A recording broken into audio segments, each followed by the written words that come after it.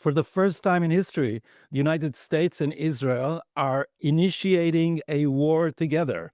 Is this working out? What are the war aims? Are they going to succeed? All that and more coming up on Israel Update. Israel Update with Gadi and Mike Duran.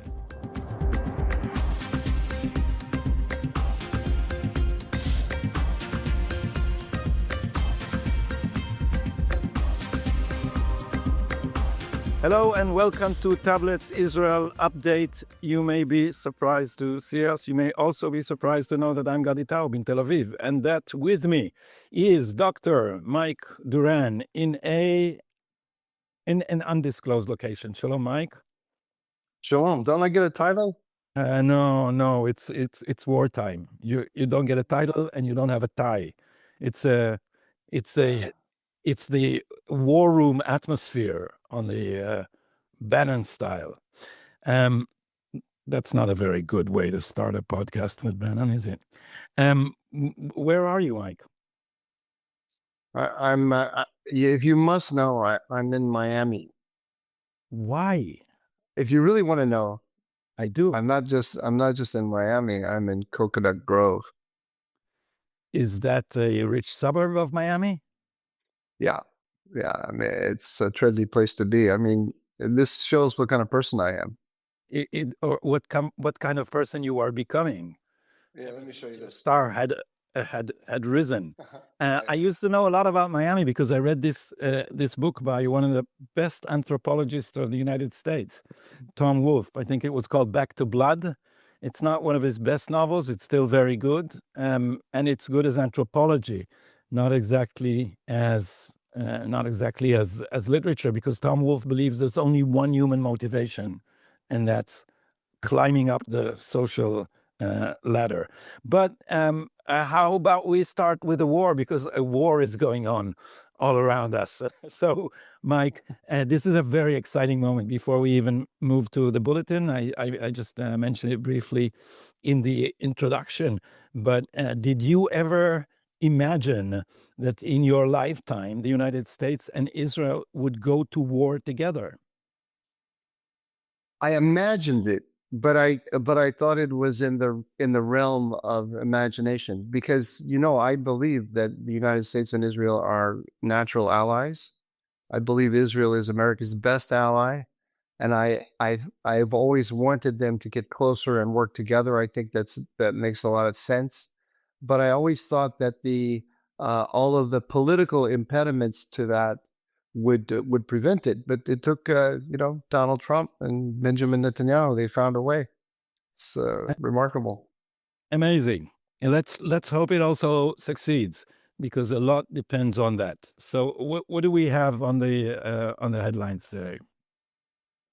We have on the headlines today, and I have 5 main items and then a few other thoughts. So first, as you mentioned, Israel and the United States launched a joint assault on Iran. The Israelis are calling it Operation Roaring Lion, and the Americans are calling it Epic Fury. It's like, you can't help but laugh at that. The opening attack surprised the Iranians, and it killed Supreme Leader Ali Khamenei, but also former President Ahmadinejad and dozens of other top officials. More on that later, Gadi.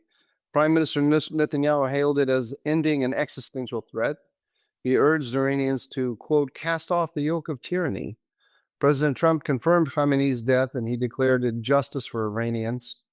The Allies targeted sites to create the conditions for regime change. I chose those words carefully. We'll talk about that more later. To create the conditions for regime change. Iranian state media has announced 40 days of mourning, with an interim council forming amid vows of revenge. Second, Gadi, ongoing U.S.-Israeli airstrikes have hit over 500 targets in Iran, focusing on air defenses, missile launchers, and command centers. The Israeli Air Force is conducting 3 sorties per pilot per day in order to condense operation into days, not weeks. A senior Israeli official revealed a pre-strike ruse that lured some 30 Iranian leaders into vulnerable spots saying, quote, "The objective is to create the conditions for the fall of the regime." President Trump emphasized strikes will persist until Iran's nuclear program is shut down, terror funding ends. He warned a show of force, quote, "never seen before." Third, Iran has retaliated with massive missile and drone barrages targeting Israel, U.S. bases, and Arab Gulf states. It's killed at least 10 people in Israel, including a woman in Tel Aviv and 9 people in Beit Shemesh. It's damaged the Dubai's airport, the Burj Al Arab Hotel. Sorry, I lost my place here a little bit. That's not the Burj Khalifa. That's No, something else. I lost my cursor, jumped here. Sorry about that. IDF air defenses intercepted most projectiles, but failures are under investigation. Chief of Staff Lieutenant General Eyal Zamir stated, "We will continue to strike in Iran's ballistic missile arsenal." The attacks have shuttered schools and businesses across Israel, stranding citizens abroad amid pro-Iran protests globally.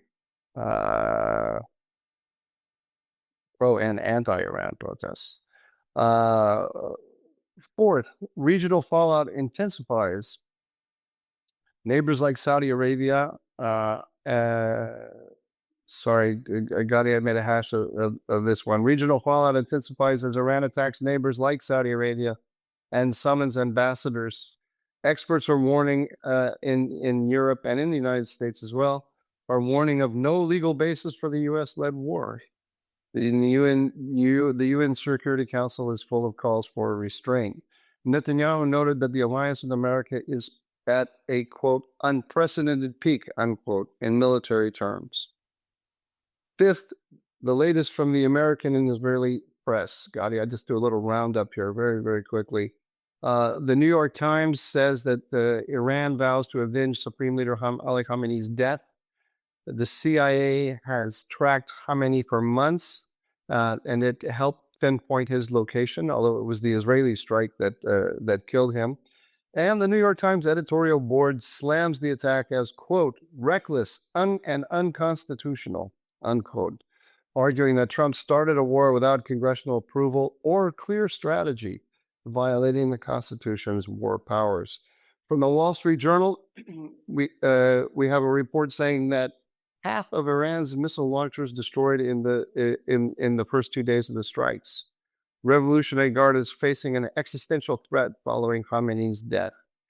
And interestingly, Gadi, from the Washington Post, there's a report saying that Saudi Crown Prince Mohammed bin Salman privately urged Trump to strike Iran in multiple calls over the last few months. The Washington Post is saying that he played a crucial role in convincing Trump that this is the right way to go. This is a surprise because all of the news said that Saudi Arabia was counseling restraint. And finally, Gadi, this one is for you. I couldn't not mention this. Well, let me just ask you, Gadi, if you were the left-wing Israeli press and you have unprecedented cooperation between the United States and Israel against an existential threat to Israel, how do you spin it so that it's not such a good thing? And Netanyahu and Trump heading into a quagmire without clear goals. That's what the American press is saying. No, the American left press. But here's Nahum Barnea, quote, "Israel has received Trump on steroids, but it is losing America along the way."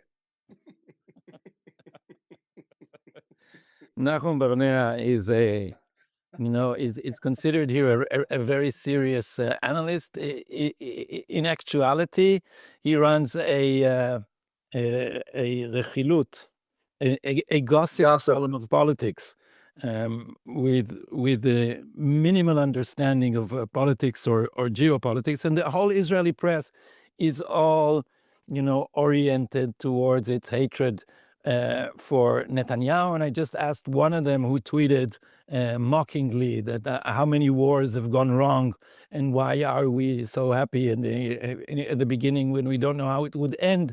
So I asked him, what is more important to him, Israel winning or Netanyahu losing? And this sounds like a joke, but it is not a joke.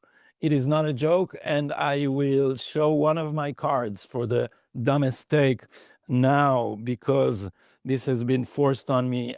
Amir Oren, one of the I know Amir, yeah. a member of the editorial board of Haaretz said of the last war, Iron Swords, what is the picture of success? Anything that is a loss for Netanyahu. This is a supposedly respectable newspaper. My new slogan, Mike, is very politically incorrect, and everything I quote from Haaretz, I add Haaretz זה עיתון למפגרים. How would you translate it without rinsing the ears of our listeners? Well, they can handle it. A newspaper for retards. Exactly. It's like it's so childish and stupid. I'll have a few examples. Drew claimed that with Drew claimed that whenever he mentions the New York Times, he calls it a former newspaper. Yeah, I know. I adopted that. I adopted that about the New York Times, and I quote Klavan. Why don't you say to Lawrence, he told the share He did. Before we move to analysis, I couldn't help while you were enumerating the news items to refer to the Babylon Bee, but we'll do that a little later. So first things first, where are we at this moment, in your opinion, or better yet, what is the strategy as it from the unfolding events? What do you gather about the strategy? Well, I'm so glad you mentioned that because I wrote an article about the strategy, which I published in the Free Press. Did you get a chance to read that? You sent it to me 1 hour before recording when I was supposed to get ready for this recording. So ChatGPT and I have gone through it very thoroughly.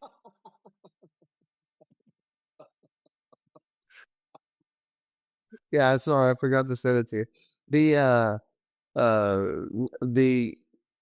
The strategy is, I think of it as Trump walking a line between Obama and George W. Bush.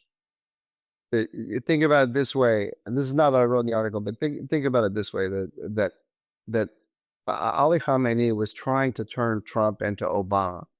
He wanted to sell Trump on another a JCPOA type deal that would preserve Iran's enrichment capabilities and preserve its easy escalation toward a bomb whenever it wanted to. In order to have the bomb option, to easy access to the bomb, but also to keep the pressure, to use it as a way of pressuring and deterring the West.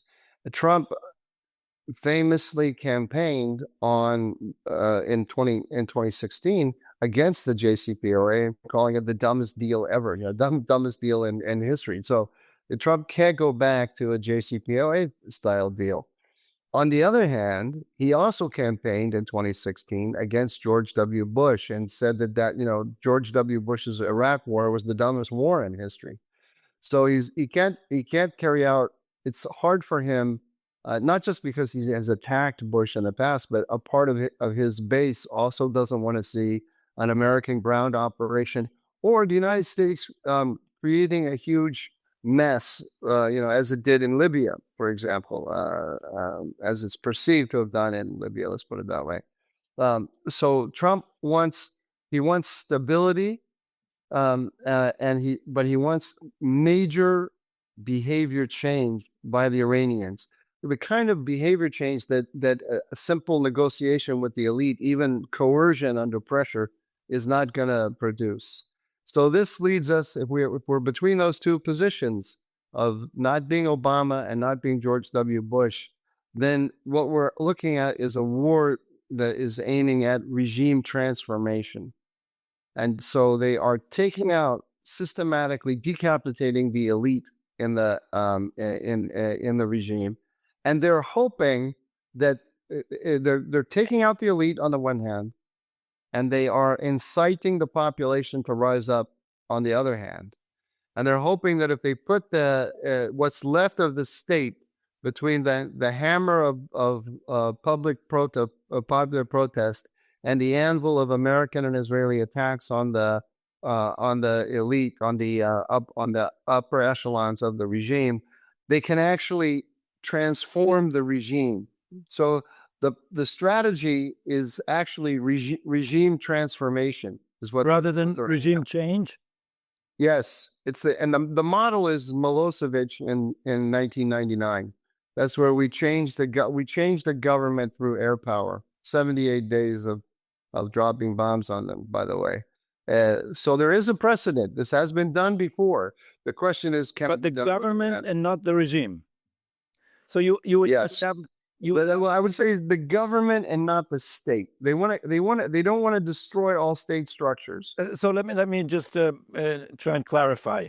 Is this going to be the Islamic Republic in a new version, or is the Islamic Republic going to go down and open the possibility of a republic or a monarchy to come in its stead? I think we don't know. Simple answer is we don't know. We don't. Once this thing starts evolving, it's not clear how it will evolve. But you could imagine they could hold elections, you know, and Iran has an electoral system. It's just that the results of the elections are kind of kabuki. The supreme leader always decides who can be the candidates, and the elected official, the president, doesn't have any power. So if you shifted it a little bit, and the president actually had some power, and held elections, well, I mean, first of all, you need an interim government.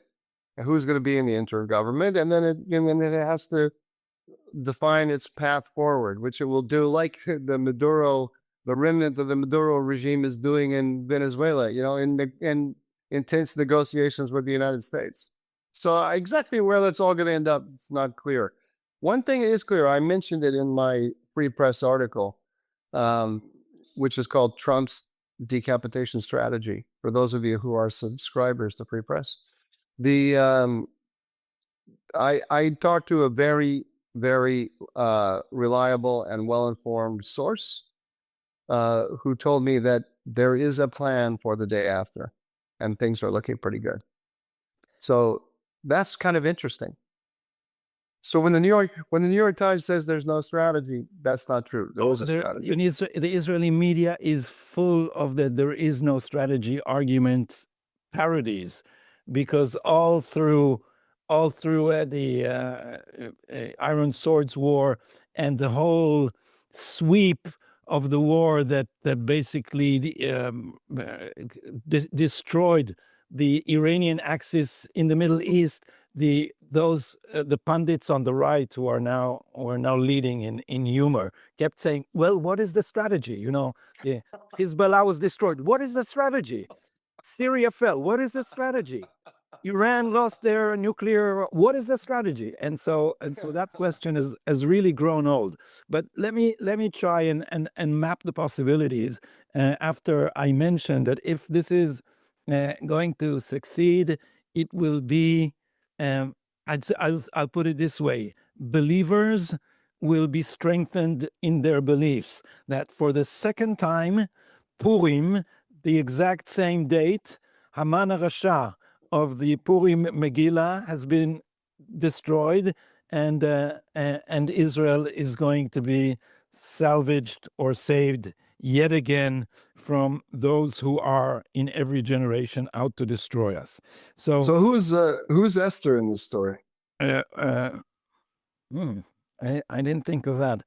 Obviously, it's not Shikma Bresler, who's fuming, by the way. The whole left feed is just fuming about this war. I don't read. But what is Shikma Bresler saying? I forget that we are. one of their funniest takes, and I don't know if it's her, and I won't be able to just dig it up since I dug up my own tweet to quote myself, but let me try and get Shikma Bressler too. One of their unbelievable takes is it was in Haaretz, as you mentioned, a newspaper for the retard. They said, Israel, listen to this, because Tucker Carlson would just love it. He would just love it. Just send it to Tucker Carlson. The headline in Haaretz said, Israel is once again being dragged into an American war.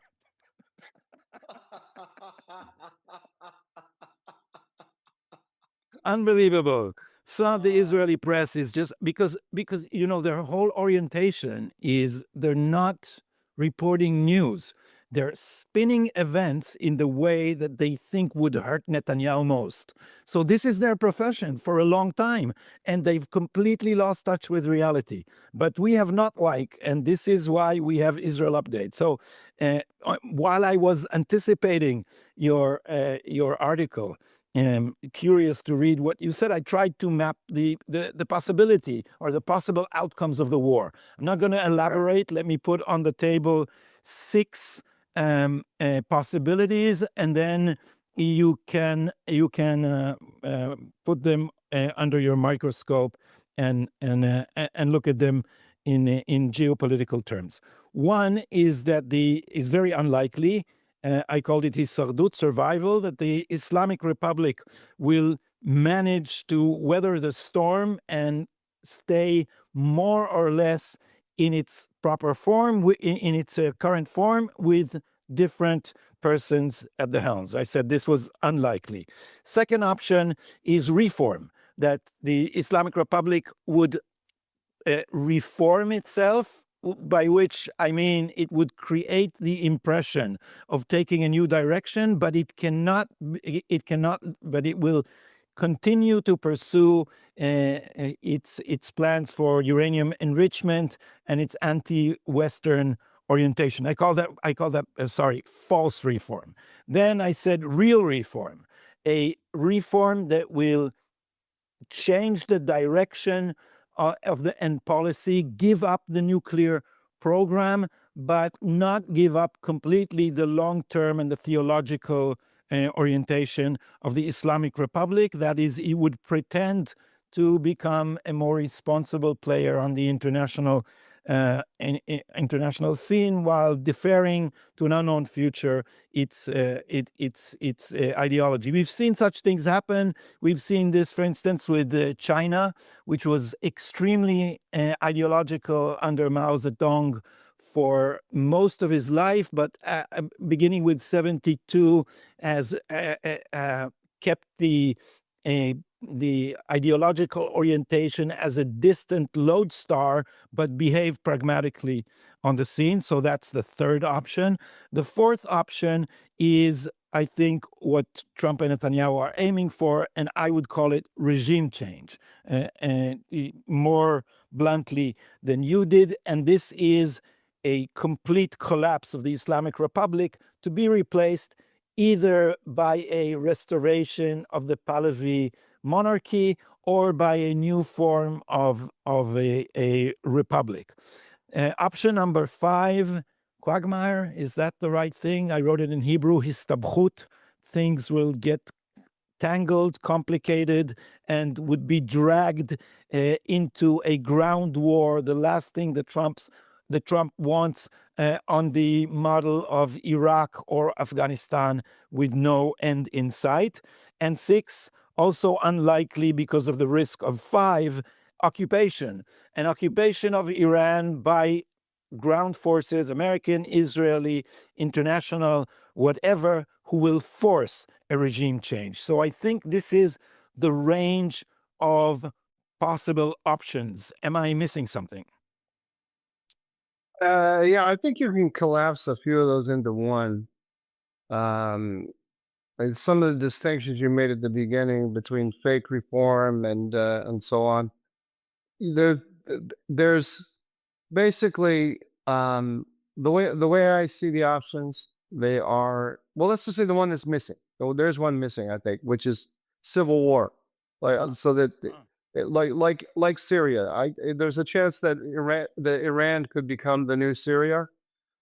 Fragmentation internally, a number of different militias with ethnic and religious backgrounds, supported by outside actors. That could actually happen. I wouldn't put that. I wouldn't put that very high on the list, but it's enough to be a realistic possibility.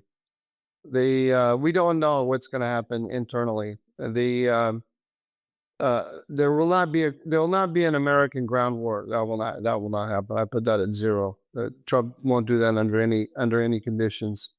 There could be a Turkish or Azerbaijani intervention, though. There could be a Pakistani intervention as well. So two more options. Yeah, I mean, but they kind of collapse into each other, though. I mean, if the Turks and the Azerbaijanis are only going to intervene if there's a civil war. So I think it's like civil war with outside actors playing a role, just like Syria. I mean, Syria is the model. I disagree. I have a disagreement with you. You said you think Trump and Netanyahu want a total regime change. I don't think they want that. I mean, Netanyahu might dream about it, but the key player here is Donald Trump, because he determines the strategy of the coalition. Why do you say you disagree with me when I raised this point and said I disagree with you? I said, as opposed to what you say, I think they're aiming for regime change. Oh, right. No. Yeah, I disagree with you. Yeah, they're not. Donald Trump doesn't want regime change. He wants regime transfer. Parliamentary monarchy? I don't know what Donald Trump thinks about the Pahlavi monarchy, but I think it's a non-starter. It's not going to happen because for three reasons. Number one,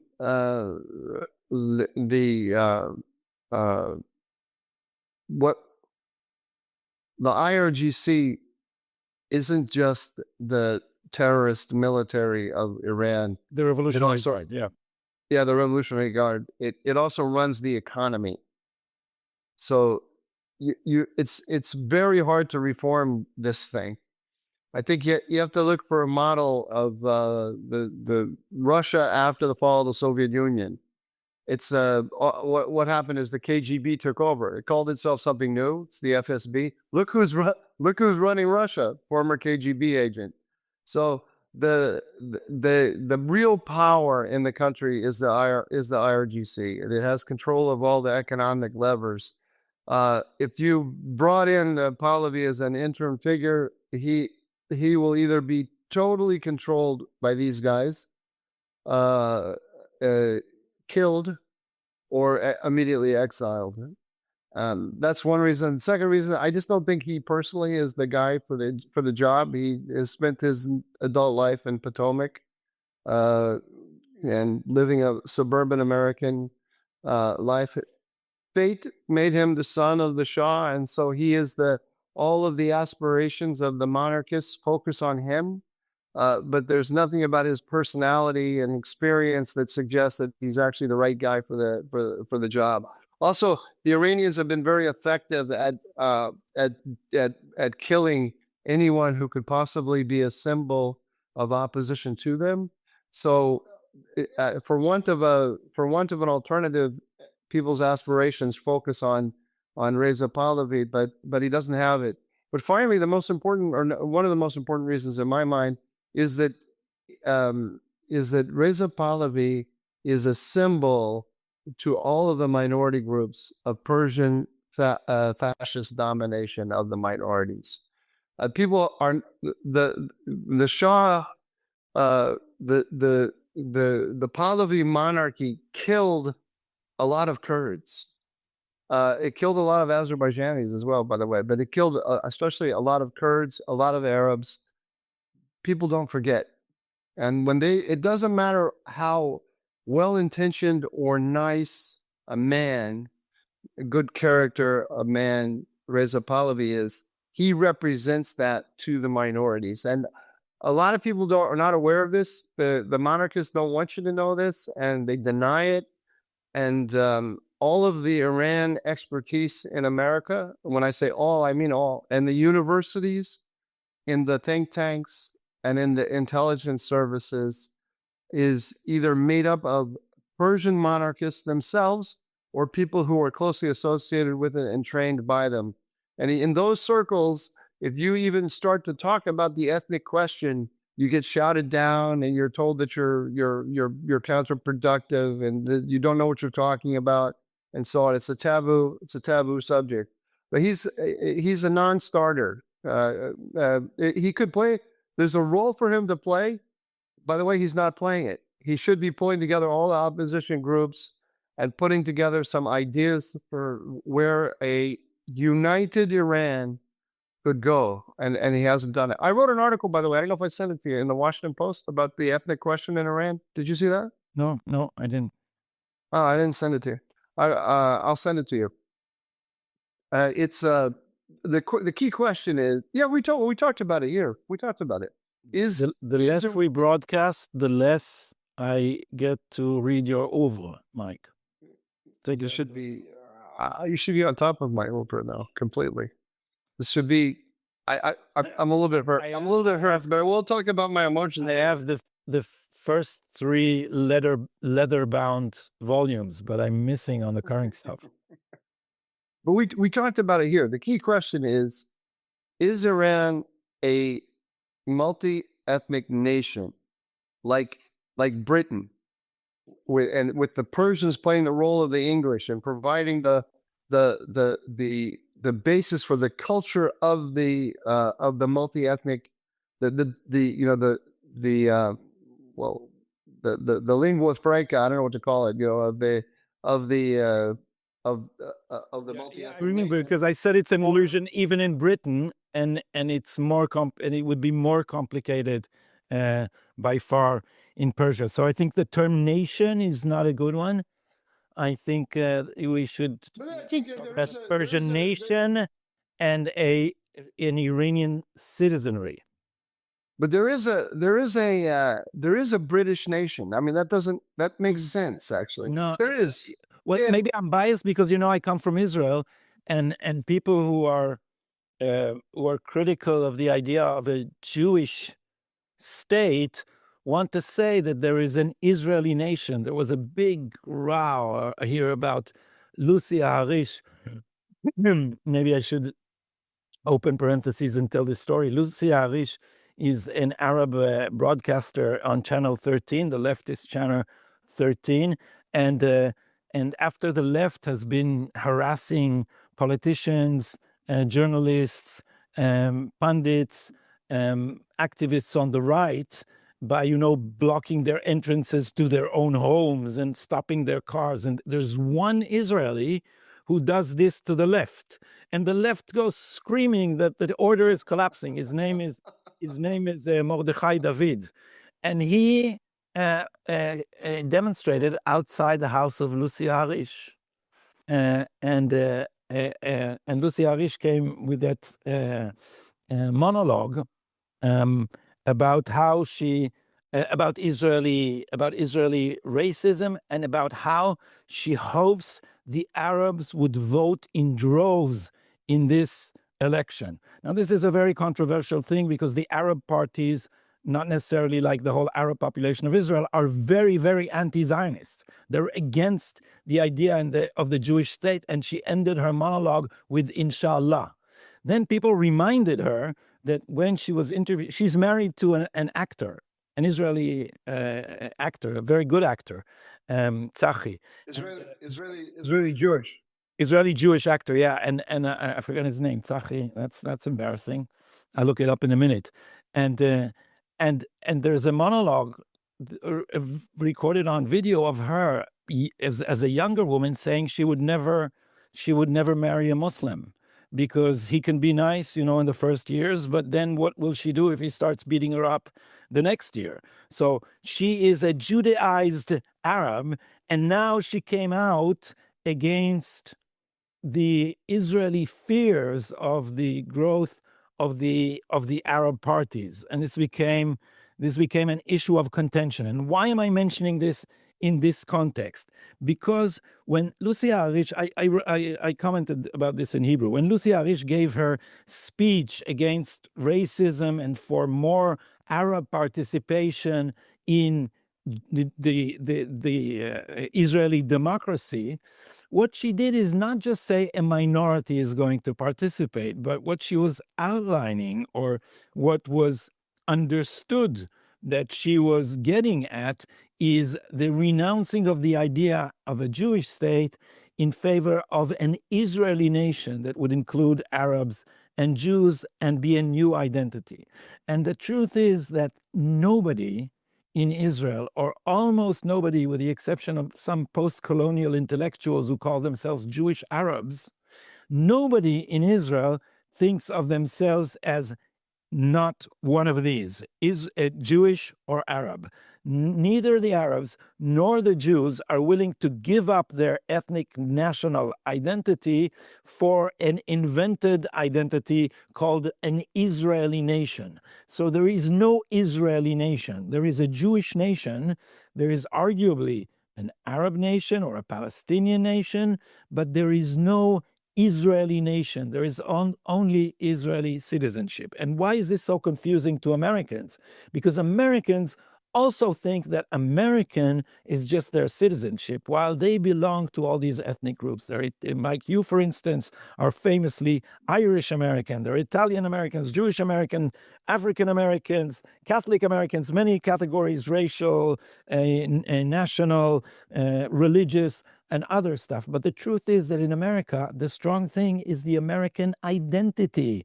All these people are subcategories of American, while in Israel, the two groups want to preserve their distinction.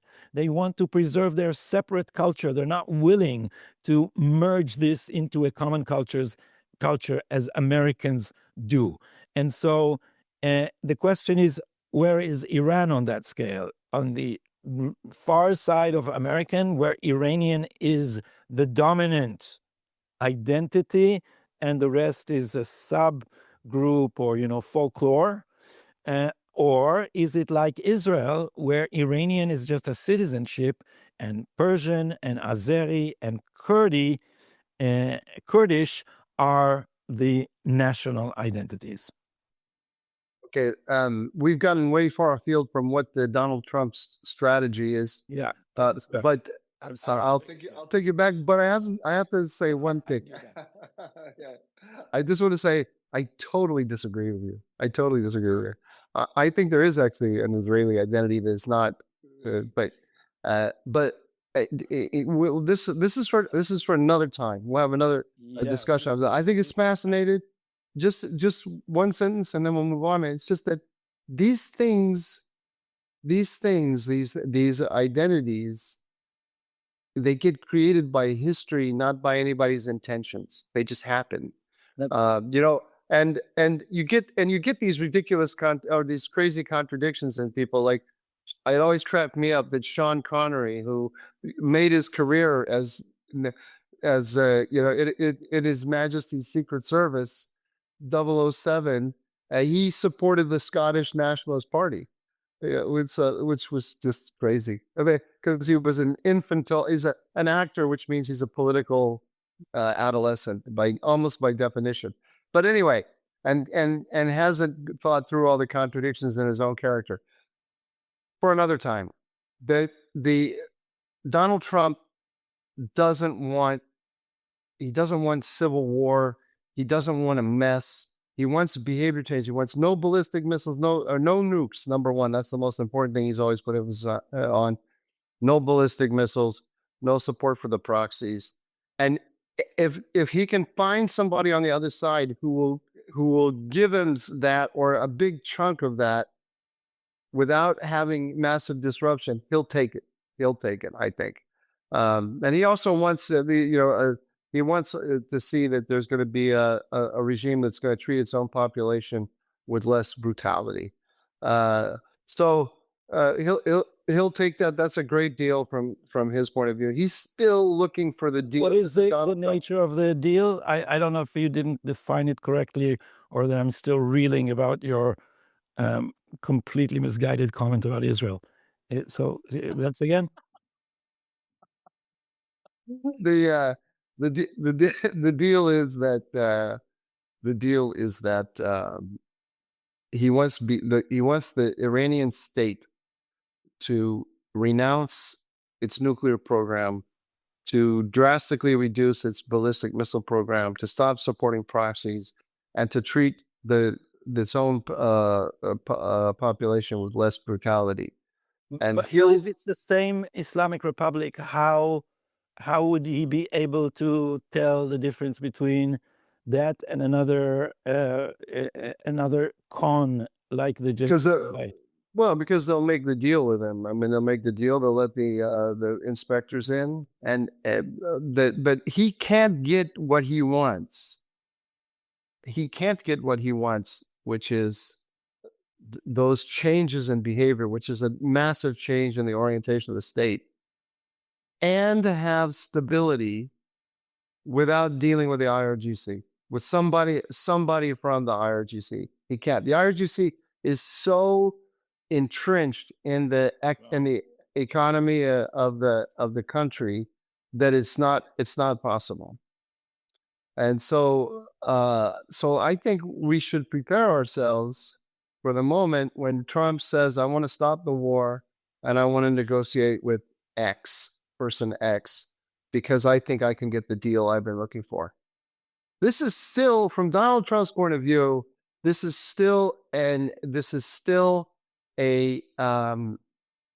exercise in coercive diplomacy. This is very, very coercive.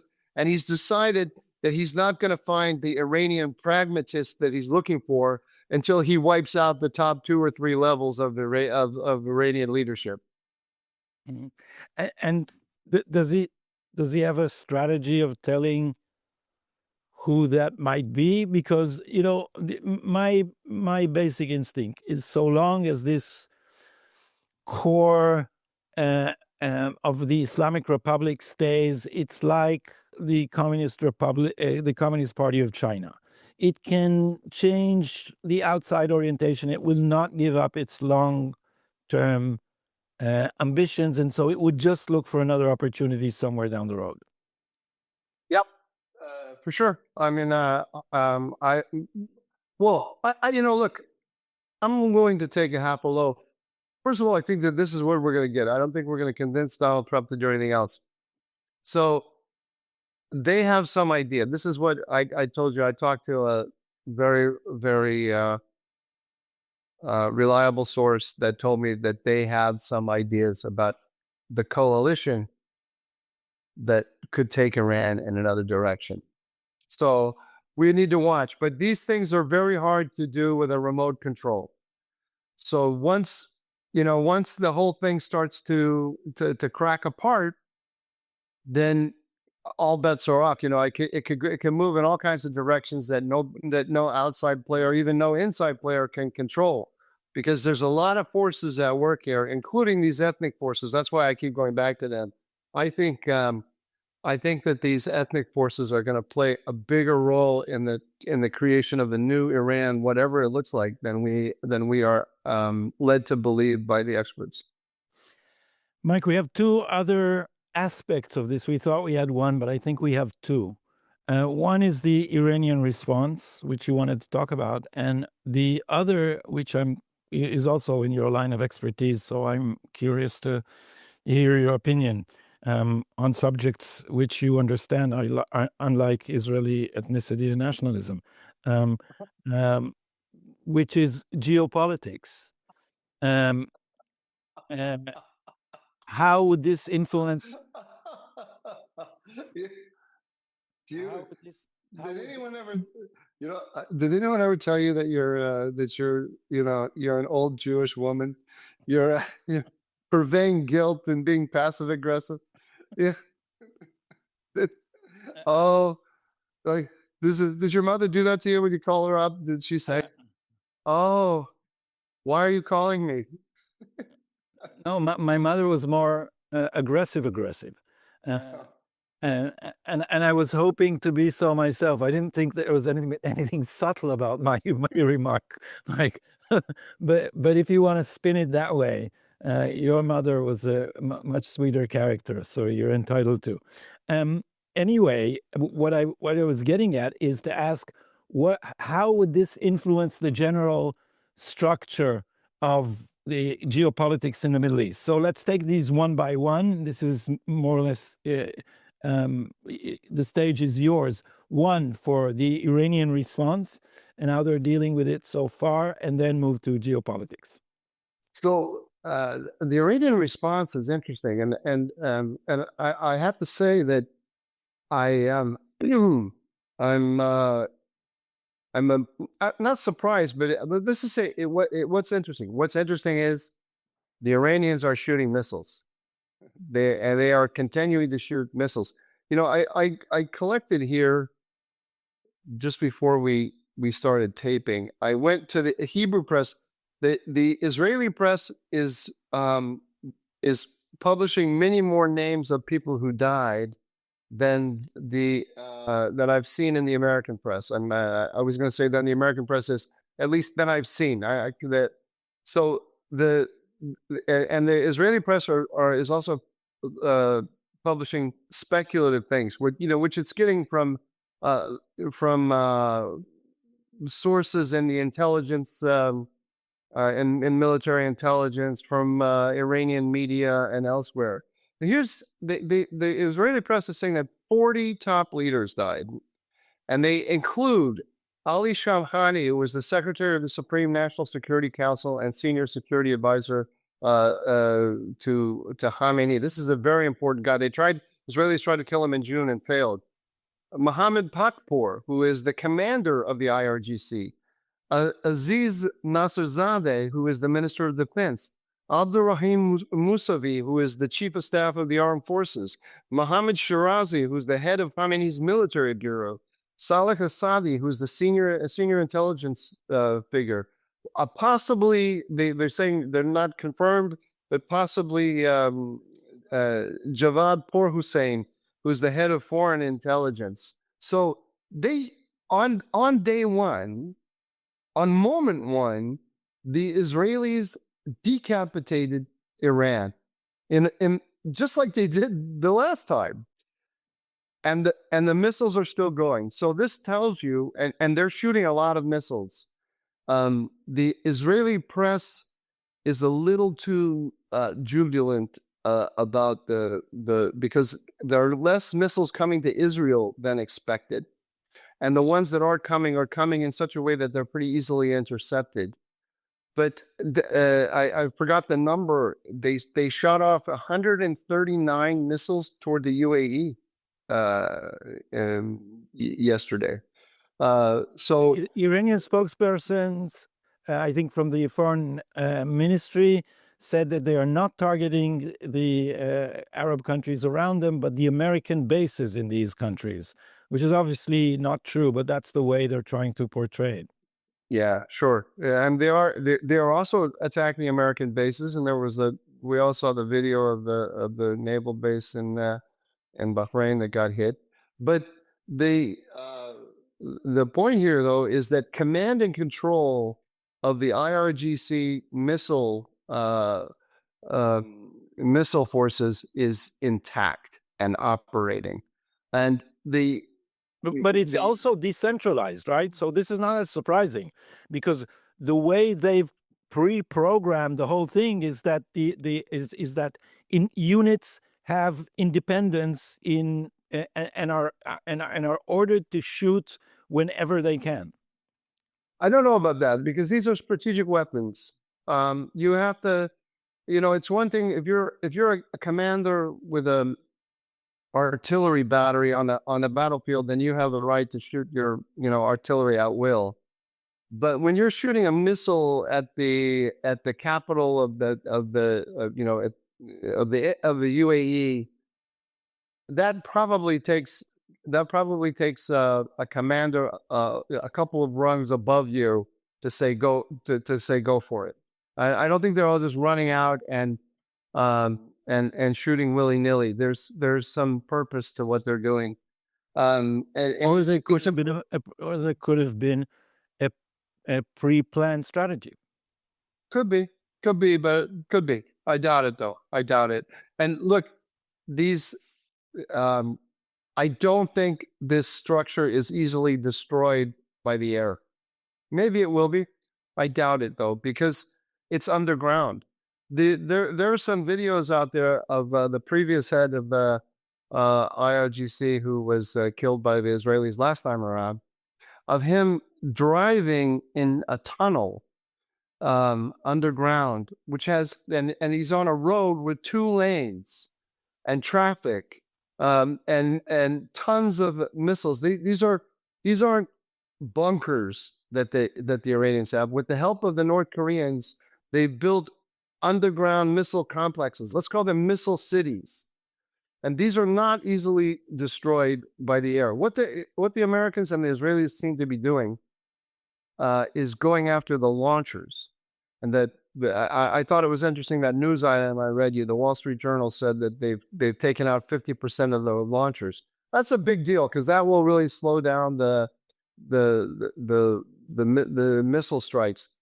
But they can't take out the stockpiles. The Iranians have a huge number of missiles in these underground missile cities, and it's going to take a while for the Americans and the Israelis to really degrade the missile units of the IRGC. I don't have any idea how long, and I'm not a military expert, but I can see what has to be done. That has to be done, and I can see that it's a bigger problem than people think. And of course, the whole purpose, there's a strategy behind what the Iranians are doing. They're trying to regionalize the war, because they want to bring as much pressure diplomatically on the United States to bring it to an end. They want as many American casualties as they can get, because that will have an impact, they calculate, on American domestic attitudes toward the war, and it will put pressure on Trump to bring it to an end. And they want, most important of all, they want to burn up as many interceptors of the Americans and the Israelis as possible. And that's that these missile launches, we shouldn't get too excited about the interception rates, or fantastic interception rates that we have of knocking down the Iranian missiles, because that's one of the purposes of launching them, is to make us use up our interceptors, because our stockpiles are not endless. They're very expensive, and they are limited. And the Iranian strategy is predicated on holding on long enough to force the Americans and the Israelis to burn up more interceptors than they want to. And that also will put pressure on Trump to come to a ceasefire. So the Israelis are trying to get as much done as possible in the window that they have, which is probably a week.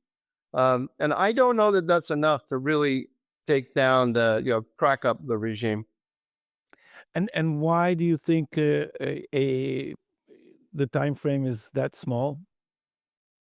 Because that's a number. That's not what Trump is saying. Trump has been talking about longer periods of time.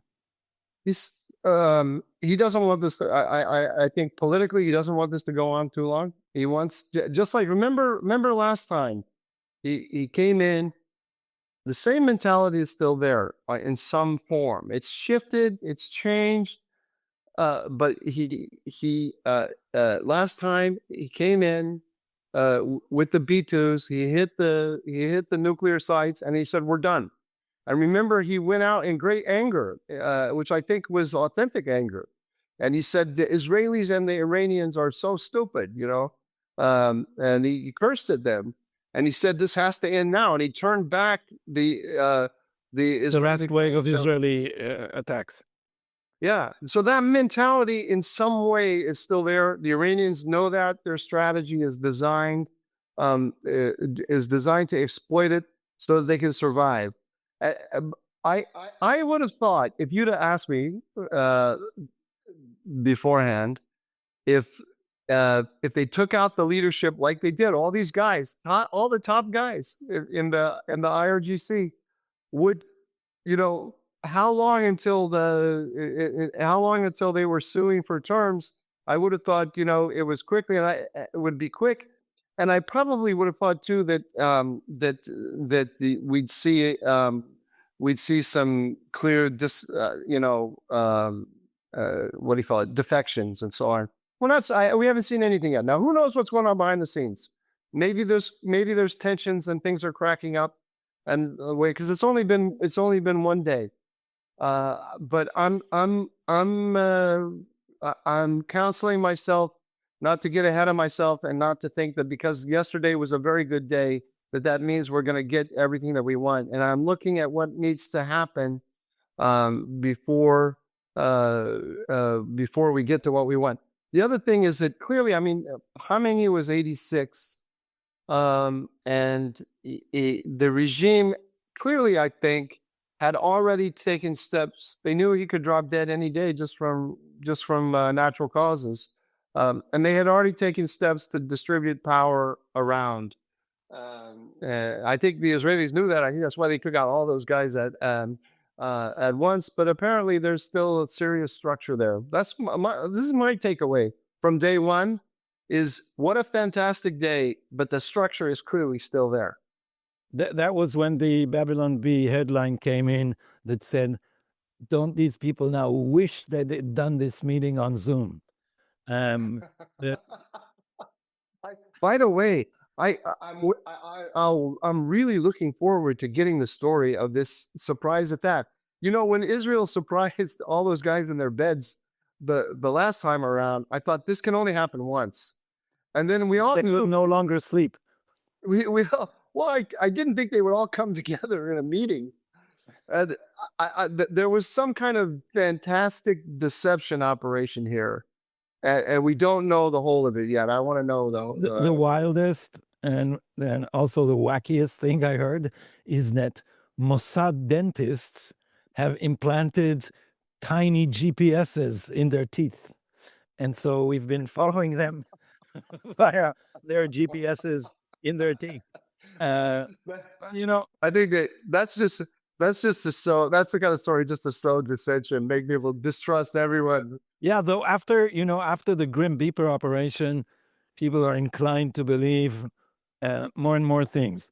And one last question about this, Mike: do we have any indication that internal security forces are targeted in an effective way so as to prevent the suppression of demonstrations?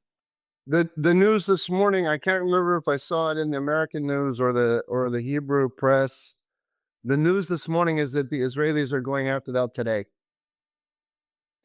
There's a very interesting division of labor that the Israeli press is talking a lot about. It's not talked about much in the American press, where the Americans are going after infrastructure, and the Israelis are going after the leadership. The Israelis have perfected they call them tightening the circles between intelligence observation and strike, the strike circle. I'm sure it has a name in English, but I don't know what it is. And the Israelis have really perfected. They're very good at it, doing all this in near real time, identifying a target and hitting it. The Americans are doing the long-term infrastructure. The Israelis are going after personnel and Internal regime leadership. And today is Besiege and IRGC. We'll see. You know, I started this whole discussion a few minutes ago. I was saying that the IRGC is still clearly intact. We'll see, 2 or 3 days from now if it still looks like it is. I would not want to be on the receiving end of a joint Israeli-American effort to degrade my capabilities. So now geopolitics, because regardless of what is going to happen to Iran exactly, clearly the Islamic Republic of Iran has been very severely weakened as a regional force. And that leaves the question, Israel is ascendant, obviously, but that leaves the question, what would the new Middle East look like, regardless of the actual regime to take the place of the Khamenei regime? I'm absolutely certain that the that Donald Trump, one of the arguments that convinced Donald Trump to do this is that he can't get anything that he wants in the region with as long as Khamenei and his cohort are there enforcing the hard line. You can't. He can't. Everyone's trying to wait him out. Hezbollah is not going to disarm in Lebanon because it thinks it can wait him out, and Hamas is not going to disarm in Gaza because it thinks it can wait him out. And he's sending a message to all of them that's not the way this is going to work. We're gonna create a new prosperous Middle East, and you're not going to be part of it with your guns. And so I think we are already in a new middle. I think the minute he took out Khamenei, regardless of we still may have a big mess on our hands in Iran, and it might go on for a long time. We are in a new world now. But really, since the killing of Nasrallah, I think we've been in a new world. But the shape of it is it's continuing to take shape. And that's really this opens up all kinds of potential that that we haven't been talking about. And I can't believe I hadn't thought of this until now, and I can't believe I'm saying it, but possibly even Saudi-Israeli normalization. I have not, I've listened to the Saudis for the last 3 years since October 7th, saying there has to be an irreversible pathway to a two-state solution with the Palestinian Authority, and there will be no normalization and so on. Then I kind of got used to this new position where the Saudis are not going to normalize with Israel. But when I saw that thing in the Washington Post with Mohammed bin Salman, apparently, if I believe they're reporting it kind of made sense to me. Has been counseling Trump to go for it and to take these guys out. Maybe Mohammed bin Salman has some plans that on their that are not on the immediate, not immediately on his agenda, but will be soon. We'll see. Saudis are also working to strengthen an alliance with Pakistan and Turkey. Is that not may not be possible that they're taking the opposite route? Yeah, I wouldn't. You can say route or a route.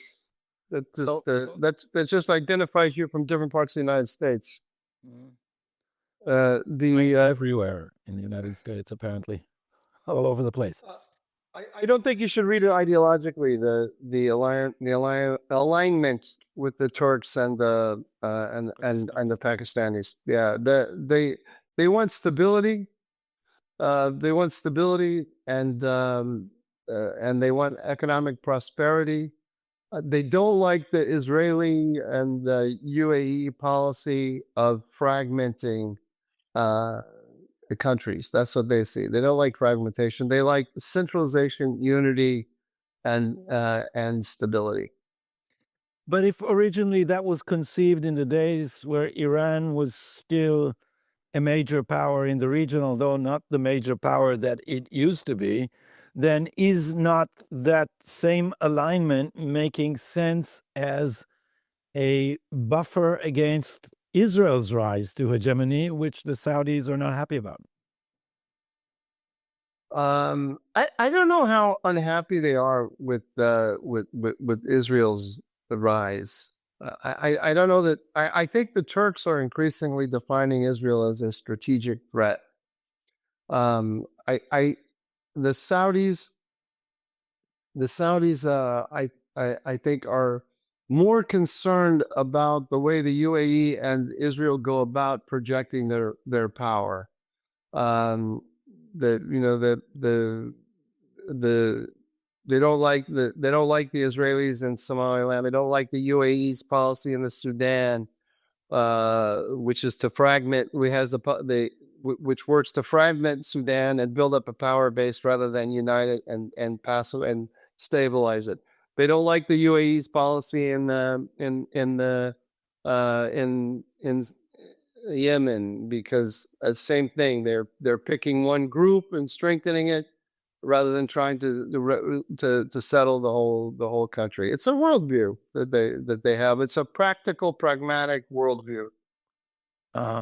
So let me quote your colleague Zineb Riboa, who's been writing very interesting stuff about China, and saying, look, for America, this is at least in part about China.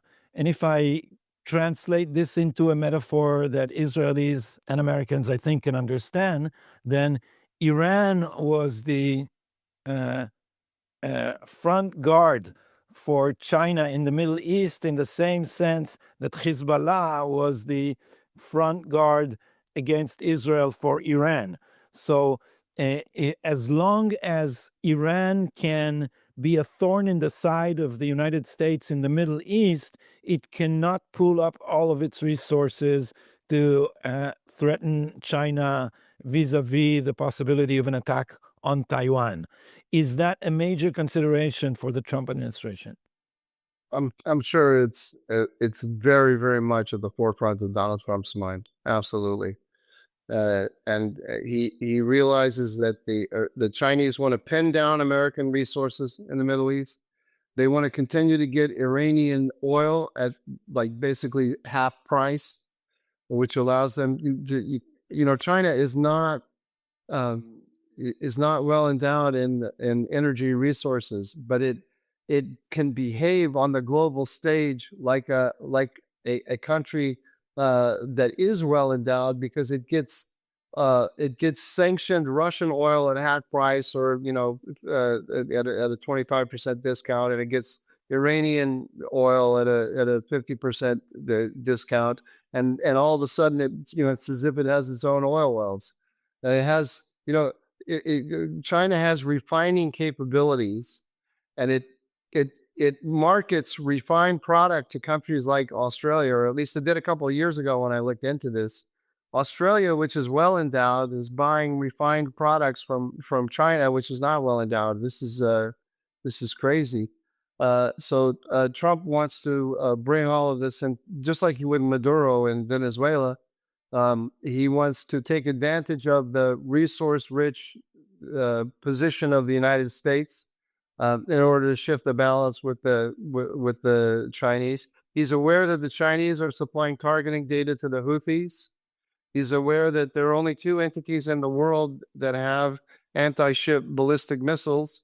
That's the Chinese and the Houthis, and that all of the Houthi the Houthi attacks on global shipping and on the American Navy are all for China a way of collecting data about how the United States fights against such an adversary. An anti-ship ballistic missile, by the way, has one purpose and one purpose only, and that's to shoot at American aircraft carriers when they're maneuvering in a confined airspace, confined waterway. And so Trump is aware of all this, and he wants to basically, without saying it, he wants to go back to the Carter Doctrine, which is to treat the Persian Gulf as an American lake. Mm-hmm.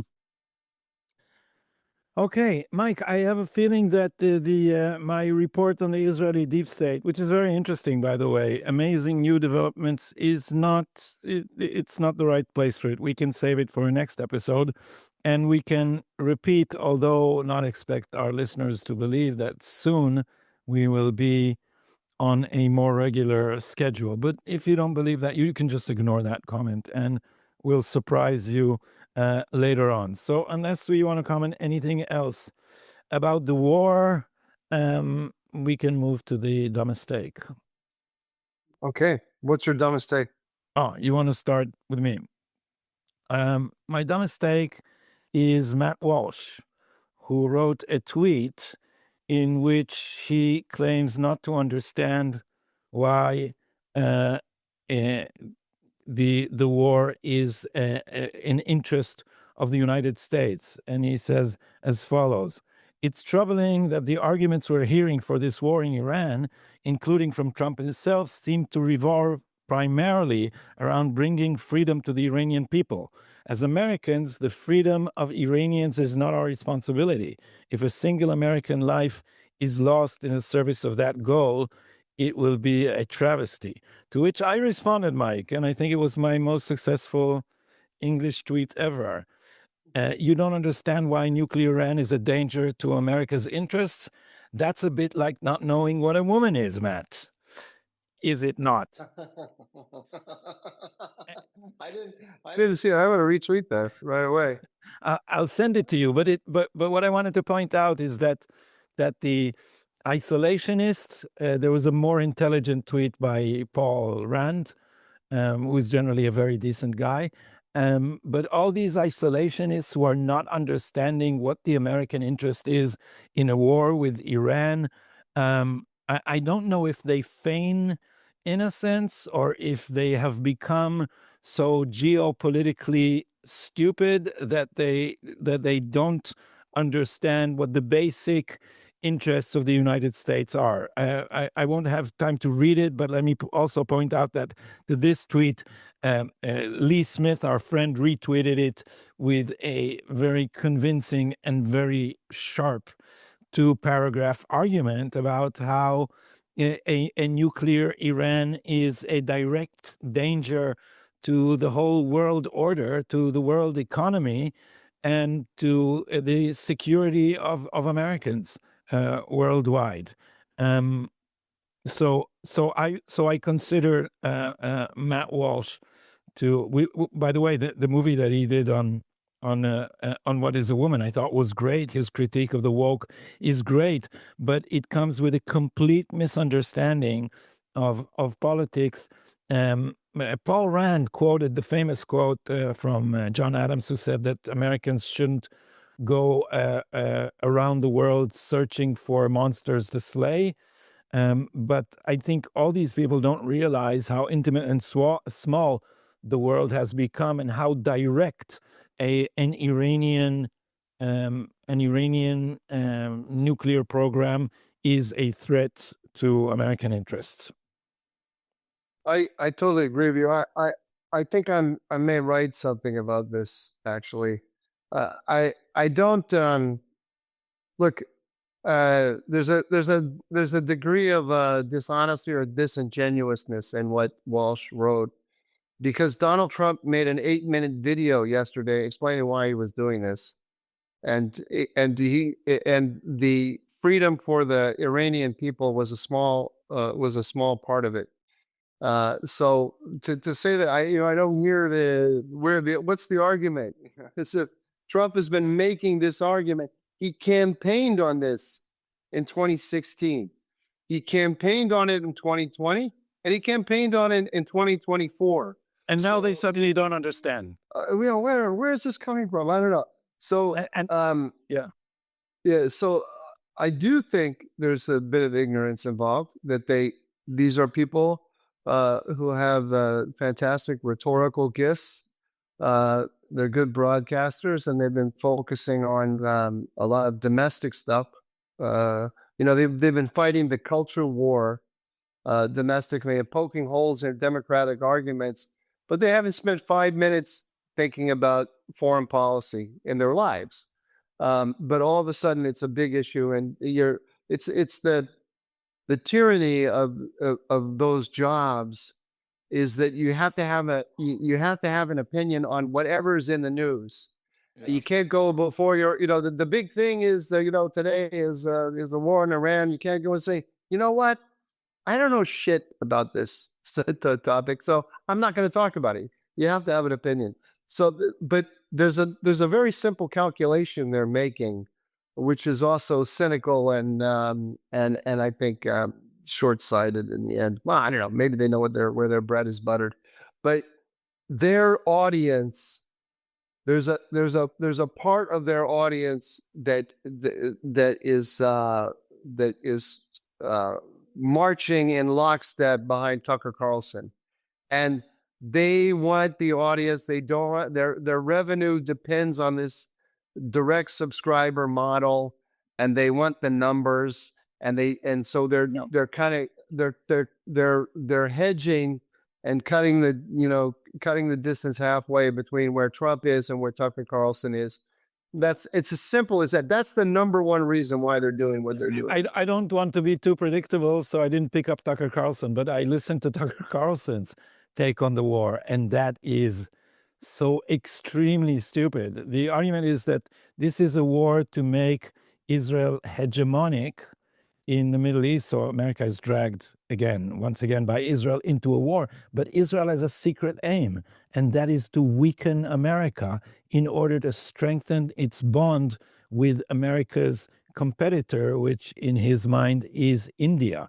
This is why Modi was here in Israel just before the war. And you hear this guy talking seriously about this idiocy and how the war, Israel, it's designed by Israel to weaken its own ally. And I just want to quote our friend Dan Shiftan, who had, I think, a brilliant take on that in these arguments. And he says, imagine a world with three Israels.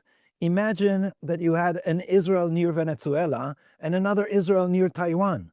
Wouldn't that completely change the strategic posture of America in the world? So that's it for my stupid take. I hope yours is not Tucker Carlson. No, it's not. But I just had a thought about Tucker Carlson. You let me share it. I mean, isn't it true that the Jews control the media? At least you didn't say it's the Israeli nation that controls the media. God. Yeah. I wounded you, did I? I really wounded you. I can't wait to have this argument. That is not, you don't know, but this is my I understand. This is my main ideological claim about the structure of identity in this country. So if you ran with your little, mosquitoes bite, you've just ran into a furious green Hulk. But leave that on the side and just remember not to bite the green Hulk again. Yeah, what is your take on something you do know? I can't wait to have this argument with you. It's going to be fun. I'm just glad it's going to be on Zoom.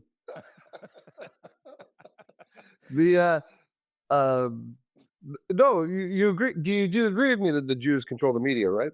Oh yes, of course they do. At least the Jews control this media, Mike. Yeah, they certainly do. And Tucker Carlson is big in the media, right? Yeah. So we can only draw one conclusion. Oh my God, he's an agent of the Jews. Yeah, of course he is, and that's why he's trying to weaken Donald Trump and weaken America. Because did you see the Babylon Bee about his visit to Israel? Tucker Carlson came back saying Israel is controlled by Jews. This is why the Star of David is everywhere here. Everywhere. They're everywhere. Why do you think it's everywhere in Israel? Let's finish with readers' comments, which were What about my? Oh, your dumbest mistake. Yeah, I thought you said the dumbest thing already on this show. No. Here's my dumb mistake. I'll read it for people who are just listening to us. It's Saminai, and the date is the 10th of October 23, 3 days after the massacre. Oh, Mike, so take it, move the camera a bit, take it, bring it back. Heads of the Zionist regime. No, you read it. Lost it now. It says heads of the Zionist regime. This is on the 10th of October, 2023.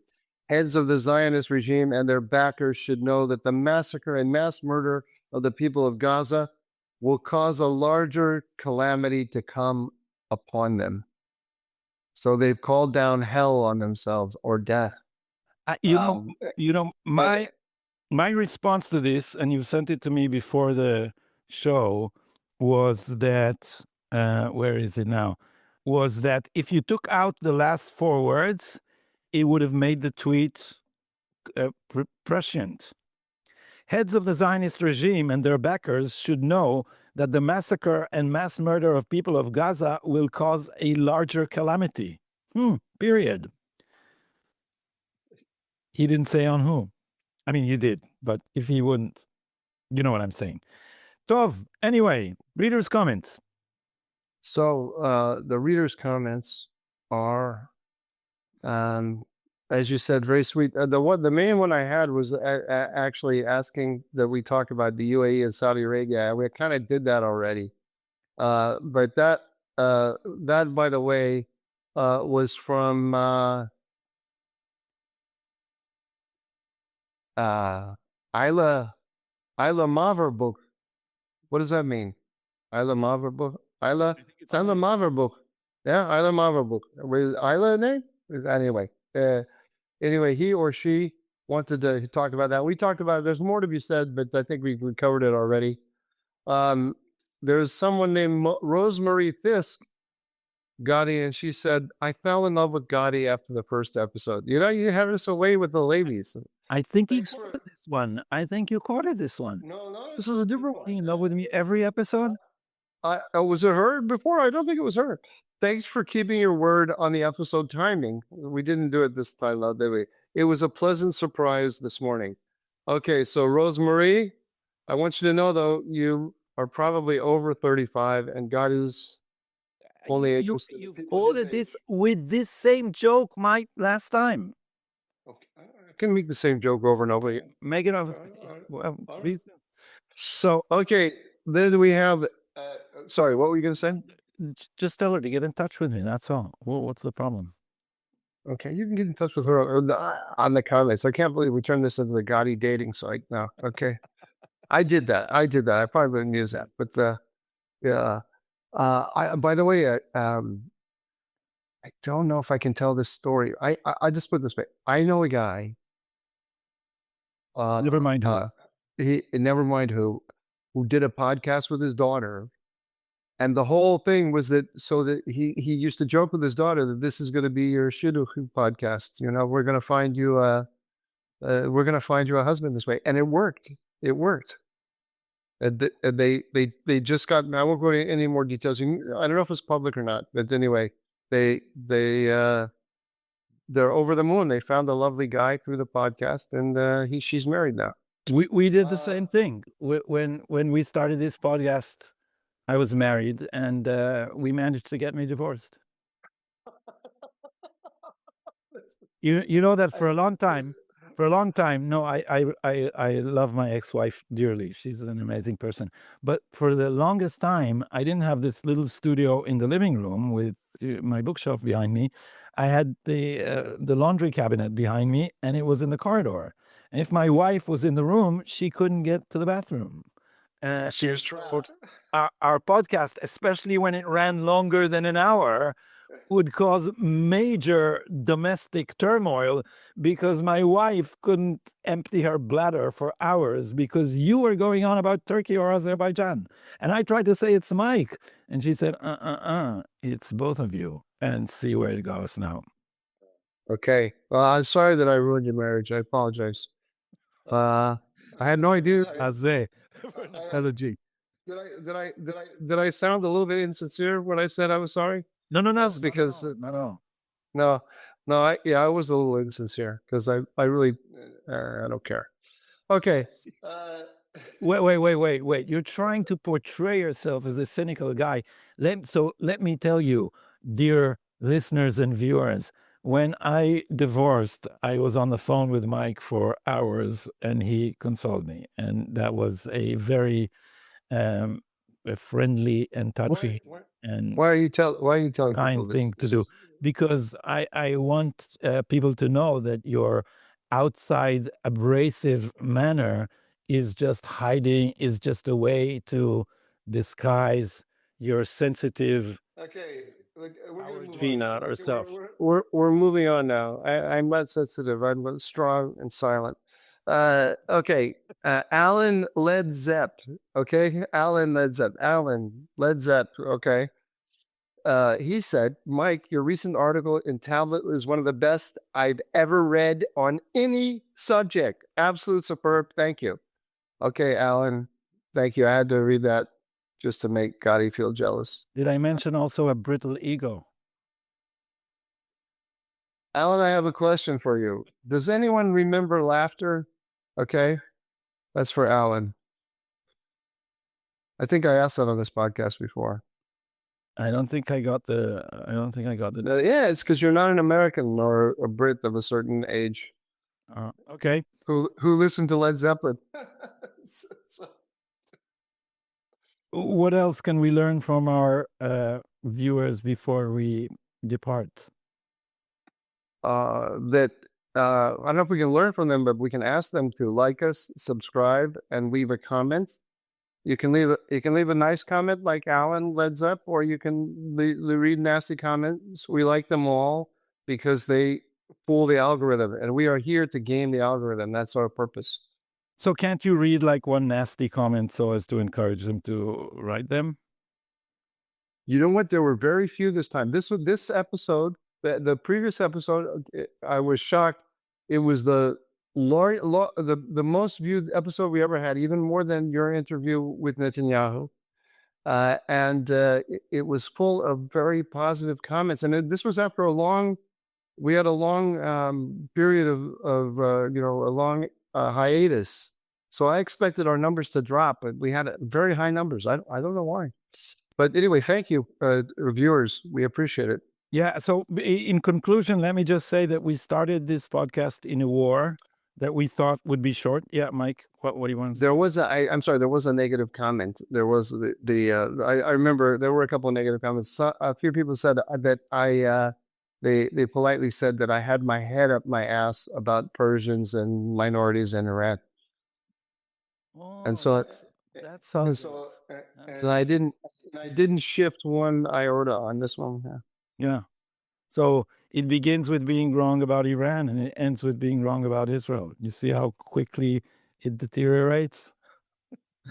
To those of you who are listening on audio, Mike is feigning a huge, unconvincing yawn. So what I wanted to say in a more serious vein is that we started this podcast in the heat of a war on the second week of the Iron Swords War.